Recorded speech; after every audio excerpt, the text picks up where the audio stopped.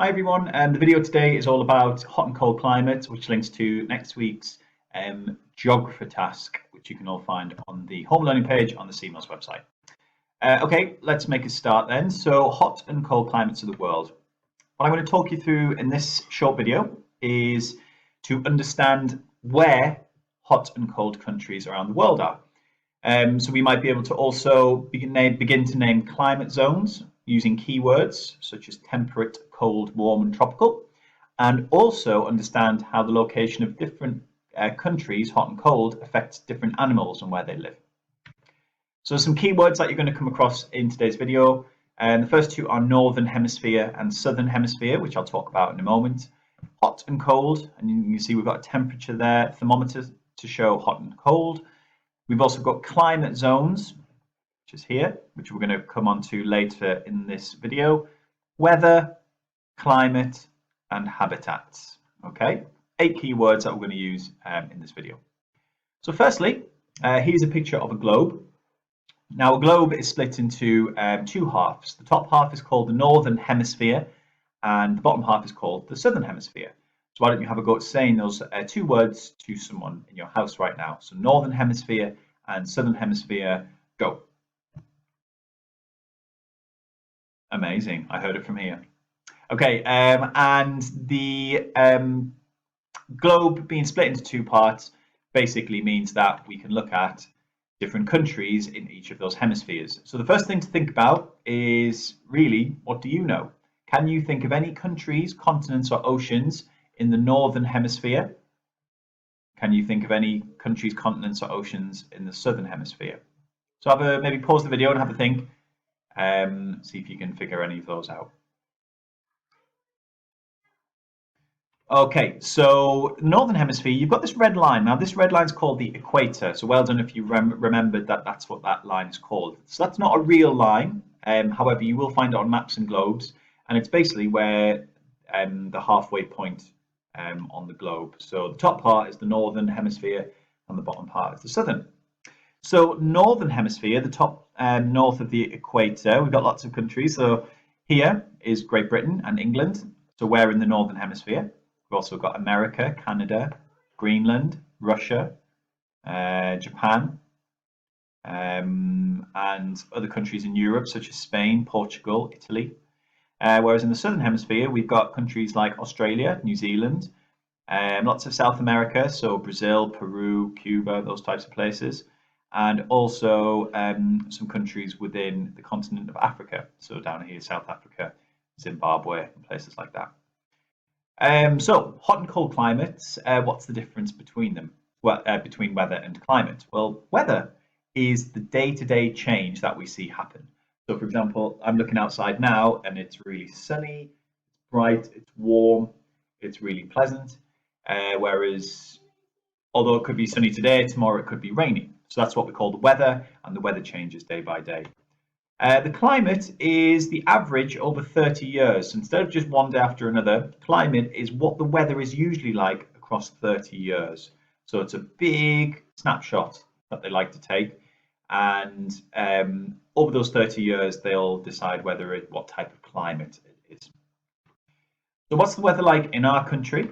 Is it hot, cold, or changeable? That means it changes often. And what would you like our weather to be like if you had a choice? So pause the video, have a little discussion. What's the weather like in our country, and what would you like the weather to be like? Personally, I think our country has quite a mild climate. It's not very hot, it's not very cold. It has some really hot days, some really cold days, but it is quite changeable. Obviously, I'd rather our weather be really hot most of the time. So countries have different types of climate around the world, and they can be hot or cold. So here again is our map of the world, and you can see it's split into different colors, and those colors represent the different climates. So we'll start with the yellow climate here. This is what we call our temperate climate. As you can see, Great Britain and England and Bristol is in that temperate climate. Temperate basically means that it has warm summers and colder winters, and it changes quite a lot. But generally, it's quite mild. However, we do have very hot summers and very cold winters. Okay, and that's the same for a lot of these countries. America and Canada, they have a similar climate to ours. A lot of Europe have similar climates, although the closer you get to these countries, the warmer it gets as well. So let's look outwards to the pink colours. We've got, those are cold climates.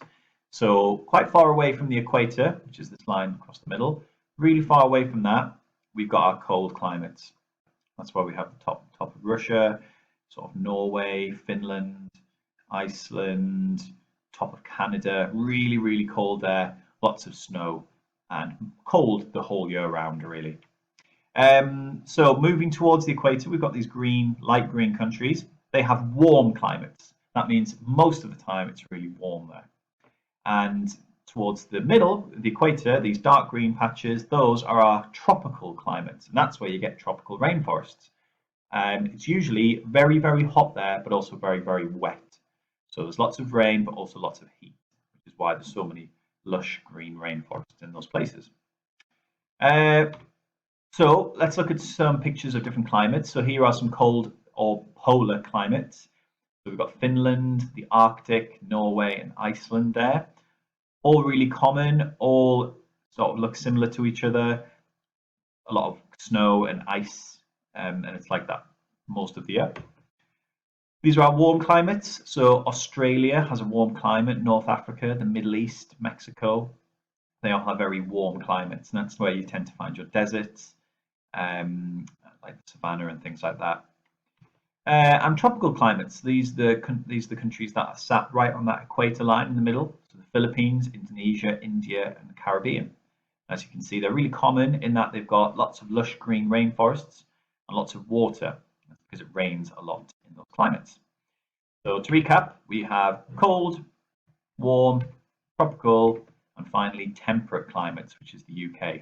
So our temperate climate basically means that it's quite mild a lot of the time. It's not too hot, it's not too cold, but we do get, like I said, warm summers and cold winters as well.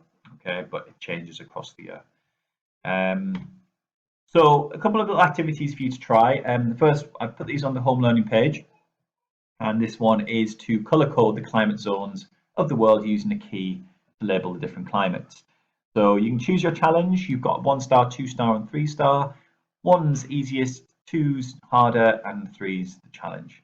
So have a go at sort of labeling. You might want to use an atlas on the computer. So you might want to go into Google and search Kids Atlas. And what you could then do is also explore those websites and find out more about these different climates. As a challenge, can you draw on the equator, label the continents, countries, and some oceans? So if you did want to look at an atlas, that might help you to find those different things and put them on your map. Oh, and there's the other page from the second sheet as well, so you can find out about some continents as well. So, which animals live in hot countries and which animals live in cold countries? Pause the video, have a think. There's a couple of clues there, but what animals would you see in hot countries and which animals would live in cold countries? Well, a lot of these animals would tend to be from cold countries. So we've got polar bear, we've got reindeer, seal, penguins, snow hare, and dolphin. Dolphins really love cold water, so they tend to be found in those kind of cold climates as well. Maybe have a think about what all these animals have got in common, because they've all adapted to live in cold countries in certain ways. For example, they've probably all got very thick fur, lots of fat under their fur to keep them warm. Some of them are white. Maybe why might the snow hare be a white colour? Will that protect it from anything? Will it help it blend in as a kind of camouflage? So we call that the animal adapting to that environment and their habitat.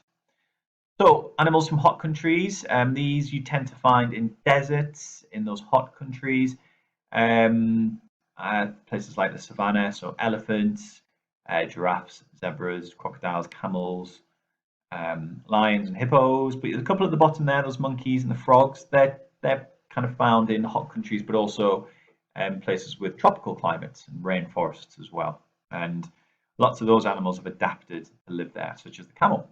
because the camel, with it being very dry there, it stores a lot of its water in its hump. So it can store the water a bit like a backpack, and then use that to help it keep stop from going thirsty. So yeah. So there's another activity sheet. You can just do this online, or just draw the animals on the ones you've done.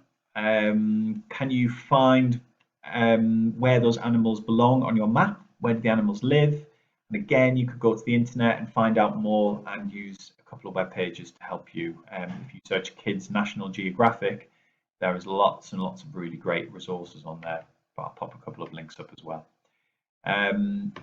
Okay, so this video we talked a little bit about where hot and cold countries are in the world. We named some different climate zones and used some really key words. So those four were temperate, cold, warm, and tropical. And finally, we also briefly looked at the location of hot and cold countries and how that affects different animals that live there. So a good little to extend your learning, what you could do as a geographer is to go off and find out about animals in different countries. So you can maybe find out about animals that live in the Arctic, or animals that live in the tropical rainforests, and have a think about why they live there. Any questions, feel free to pop them through to me, and don't forget any work, pop them on the Padlet and on Class Dojo as well. Enjoy. Thanks very much.